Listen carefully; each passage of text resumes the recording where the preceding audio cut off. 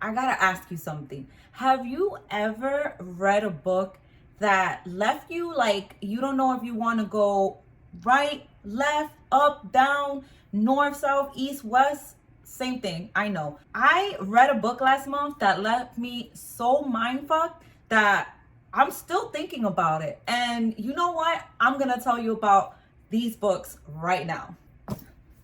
So, bestie, the first book that I want to tell you about is Clockwork Princess by Cassandra Clare. So, in this one, being that it's the last book, of course, you know, I'm not going to spoil it for you because what kind of friend would I be? But what I will tell you is that the writing got better, the world building is better, and it still follows the characters that, you know, we may or may not love. It depends on you, whichever path you take, right? But well, I will say that might be somewhat annoying to you if you're like me, is Tessa, for one. You know, she just will never stop getting annoying to me. And the dreaded love triangle, because that's still going on in this book as well. And the good thing is that we do get to see Mortimer. There is more action in here. And the plot, you know, it does tie up somewhat nicely, I guess, depending on how you like your fantasy to end and stuff.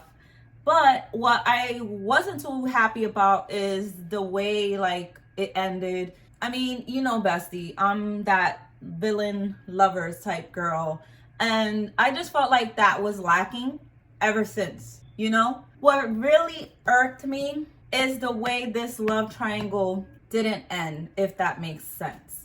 I did not like the way this ended, and if you decide to pick this up, you will know why. It kind of made me have mixed feelings for Jem. I mean, if you watched the earlier videos when I read the first two books, you know that I love Jem, you know I'm all about Jem, and then I started liking Will a little bit, but then it's kind of like what happened in this book, it just made me have mixed feelings. And don't get me wrong, I still love Jem, you know, I want the world for him, but the decision he made and the way things ended, I'm not that happy about it. But yeah, you would have to read this book to find out what happens. And yeah, again, I don't like Tessa. I don't think I will ever like her. And then especially how this ended, even less. So with that being said, I gave this a 3.5 stars. Well, because, you know, there was just too much that I didn't like, but then I did enjoy this one. So yeah, there's that.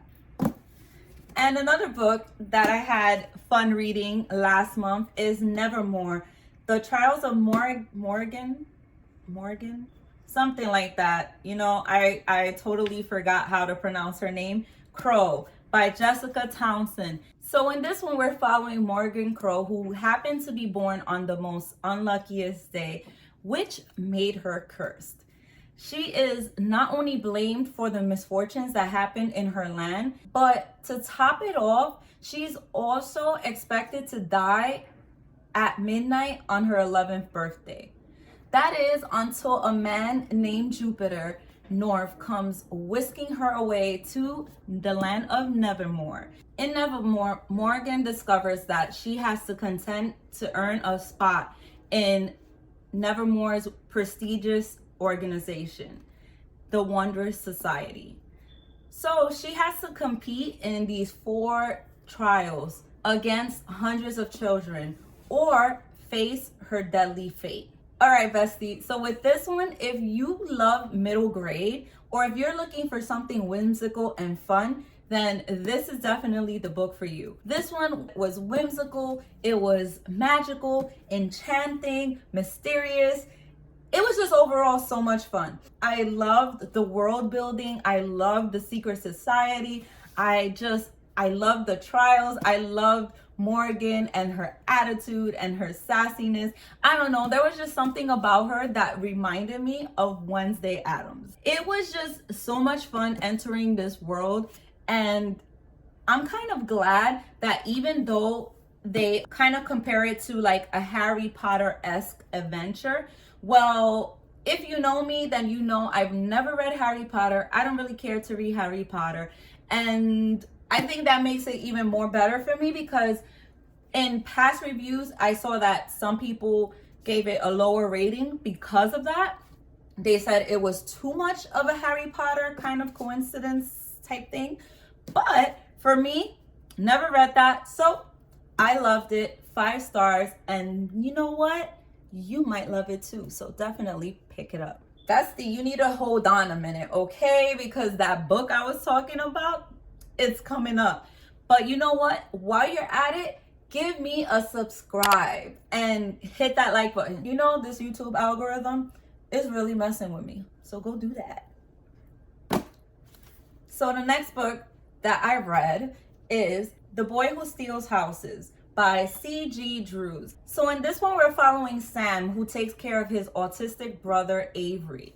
They are actually like runaways from home, betrayed and abused by everyone who should have taken care of them. They are actually lost souls who are looking for a home. Then Sam meets a girl who kind of changes that a little bit for him.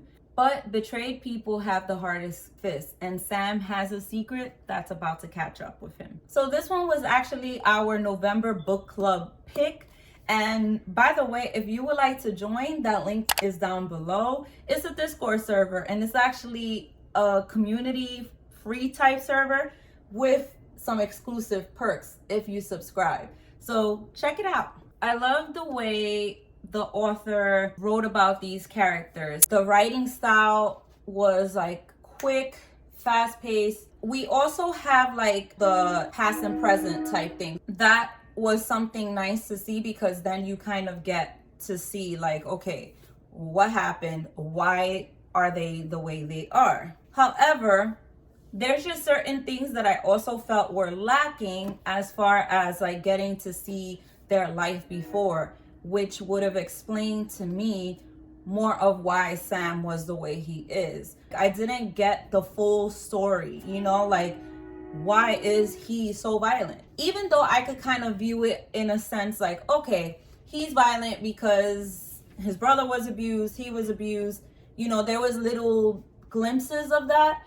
But to me, that didn't really justify why he acted the way he acted.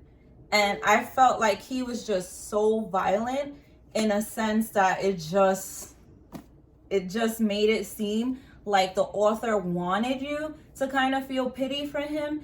But then I also couldn't when it came to those moments. As far as Avery, you know, he's the autistic brother that Sam was always protecting. And I loved that about Sam. You know, he always felt that need to want to protect his brother.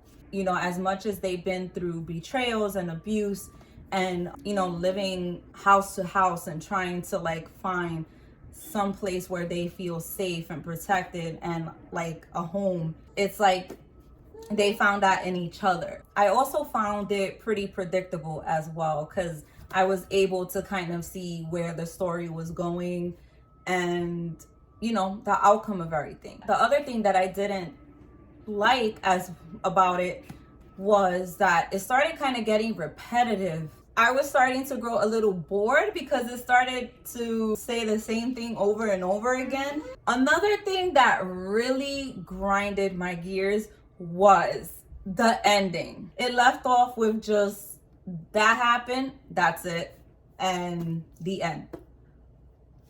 So yeah, bestie, with all of that being said, I gave this 3 stars. I still feel like it's a very good book. I love the disability rep in it. And yeah, I still recommend it. All right, besties, the time has come for that book that I was talking about, the Mindfuck book.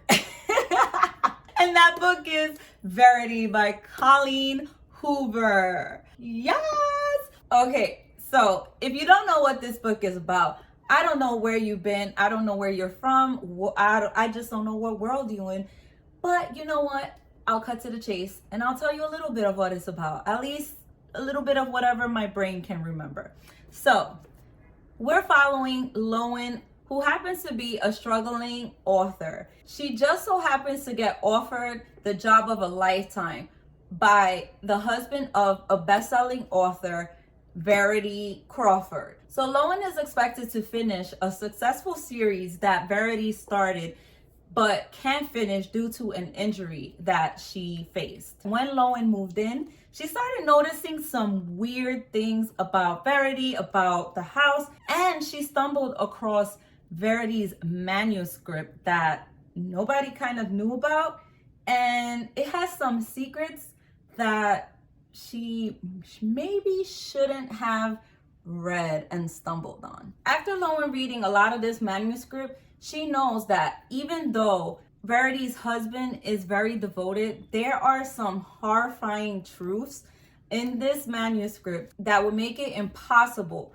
for him to continue loving her. Bestie, let me tell you about this book. This book is crazy, all right? It's insane. It takes you on this crazy emotional ride. Listen, okay, I had to put this book down like I think 2 times. By the way, trigger warnings like crazy, because this book was, I really don't have much to say about the writing. All I know is that this book was full of mystery, full of thrills, full of like mind fuckery, full of everything that I love for a thriller to have. I was just like constantly wanting to know more, wanting to read that manuscript. I kind of didn't care too much for the side story of Lowen and Jeremy, although I did understand why we needed that, because that ties everything, you know, like that also gives you a feel of, you know, what a great husband Jeremy was to Verity, and such a loving father, and all of those things, and it makes you feel bad and sorry and just like view Verity in such a different way, and she's such a villain, and that's what I love about it. Such a villain. This is it. And I mean, what is amazing about it too is that it's a villain that is realistic too. You know what I mean? Like, this is a villain that can be wandering in our like everyday world. Okay? This is a villain that you see on the news. Why'd you run out on me? Because you're not quite evil enough. You're quasi-evil. You're semi-evil. You're the margarine of evil. You're the Diet Coke of evil. Just 1 calorie, not evil enough. And then the ending, right? Just when you thought, okay, you know, it's wrapped up in a nice way. No, Colleen was like, y'all thought I'm gonna leave you with this little surprise right here, and then you decide which one you think it is. I am just like, no, this did it. Oh, Colleen, you are wrong for that one. But you know what? I'm gonna leave it as the villain that she is, because you know what? That's the whole psychological thing about it. Okay? Villain. And with that said, if you couldn't tell by all this excitement, I gave this 5 stars. It's wonderful. Go pick it up. Go read it. Highly recommend it. And you know what else I recommend as well? I recommend that you watch this video right here. And I love you long time. But yeah, check out this video and join the book club. It's down below.